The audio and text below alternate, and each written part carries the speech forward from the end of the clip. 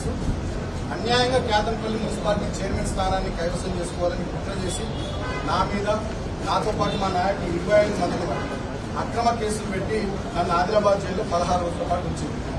So అక్కడ అనేక రకాల జైలు ఇబ్బంది పెట్టి నాకు థ్రోట్ ఇన్ఫెక్షన్ వస్తే ట్యాబ్లెట్ ఇవ్వలేదు. దాదాపు 4-5 రోజుల పాటు విపరీతమైన చలి. అక్కడ ఫిబ్రవరి మాసం చలి బాగుంటే నాకు బెడ్షీట్ ఇవ్వలేదు. అనేక రకాలుగా నన్ను రిస్ట్రిక్షన్స్ లో ఉంచుతూ వేధించి అయినా వాళ్ళ కడుపు మంట ముఖ్యమంత్రి రేవంత్ రెడ్డిని, మంత్రి విజయ్ని, కాంగ్రెస్ ప్రభుత్వం పెద్దల కడుపు మంట చల్లారన్నట్టుంది. మళ్లీ కర్ణంగా కేసులు పెట్టి నేను 2014లో మెట్రోపాలిటన్ గెలిచిన సింగరేణి కార్మికుల ఓట్లతో గెలిచిన ఆనాడు 2018లో చెన్నూరు ఎమ్మెల్యే గెలిచిన మా మందమల్లి రామకృష్ణపూర్ గోల్బెట్ ఏరియా ప్రత్యేకంగా నాకు ఓటేసి ఆనాడు ఆశీర్వదించింది. ఇప్పుడు మేము ఓడిపోయినప్పటికీ కూడా ఆ ప్రాంత కార్మికుల పట్ల ఈ కాంగ్రెస్ ప్రభుత్వం చేస్తున్నటువంటి అన్యాయాలు, మోసాలు దాన్ని నిరంతరం ప్రశ్నిస్తూనే ఉన్నాం. మేము ప్రశ్నిస్తే కూడా, మాట్లాడితే కూడా తట్టుకోలేకుండా ప్రభుత్వ పెద్దలు సంయమనం, సహనం లేకుండా వ్యవహారం చేస్తూ ఉన్నారు. అక్రమంగా కేసులు పెట్టి వేధిస్తూ ఉన్నారు. ఇవాళ నన్ను జైలుకు మళ్ళొకసారి పంపించాలనే ఆలోచన ముఖ్యమంత్రి రేవంత్ రెడ్డి, మంత్రి వివేక్ ఇద్దరు కాంగ్రెస్ ప్రభుత్వ పెద్దలు చేసి ఇవాళ జైలుకు పంపిస్తా ఉన్నారు. నన్ను అరెస్ట్ చేసి అక్రమంగా కేసులు పెట్టారు. ఆ పెట్టిన సెక్షన్స్ కూడా మా లీగల్ మాట్లాడుకుంటే ఆ ఒక్క సెక్షన్ నాకు అట్రాక్ట్ కాదు.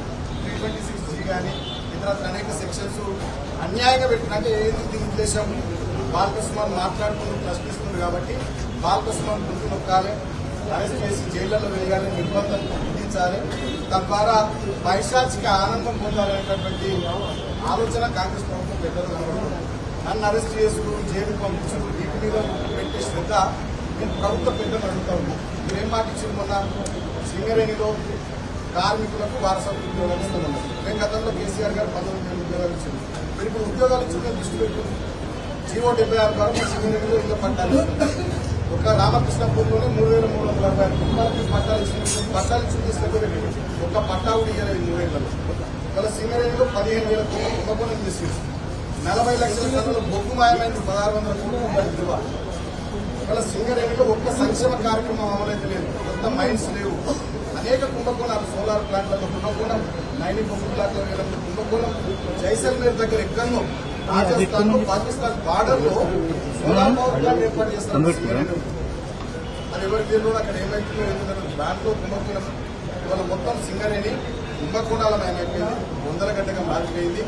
9 జిల్లాల్లో విస్తరించినటువంటి సింగరేణి 12 నుండి 14 అసెంబ్లీ నియోజకవర్గాల పరిధిలో విస్తరించినటువంటి సింగరేణిలో మా కార్మికులు కానీ, వాళ్ళ కుటుంబాలు కానీ, రిటైర్డ్ కార్మికులు కానీ, కాంట్రాక్ట్ కార్మికులు కానీ చాలా ఆందోళనతో బాధతో ఉన్నారు.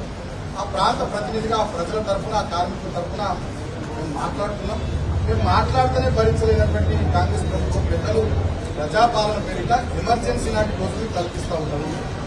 మమ్మల్ని భయపెట్టడం, ప్రశ్నించిన వాళ్ళకి భయభ్రాంతులకు గురి చేయడం, ఈ రకమైనటువంటి చర్యల ద్వారా పైశాచిక ఆనందంలో ఉంటూ ఉన్నారు. మొన్న రాష్ట్రమంతా చూస్తుంది. అశోక్ అనే ఒక ఆర్టీసీ డ్రైవర్, ఆయన జగిత్యాలలో మీరు వడ్లు కొనుగోలు, మక్క కొనుగోలు అంటే ఆయనను వేధించారు. చాలా మందిని వేధిస్తూ ఉన్నారు, ఇబ్బందులు పెడతా ఉన్నారు. అయినప్పటికీ నాకు చట్టం మీద, వ్యవస్థల మీద, న్యాయస్థానం మీద, మా అంబేద్కర్ గారు మహానుభావులు రాసిన రాజ్యాంగం మీద నాకు నమ్మకం ఉంది. ఈ అరెస్టులు, కేసులు, వేధింపులు, జైళ్లు ఇవన్నీ కూడా మా లీగల్ టీం చూసుకుంటుంది.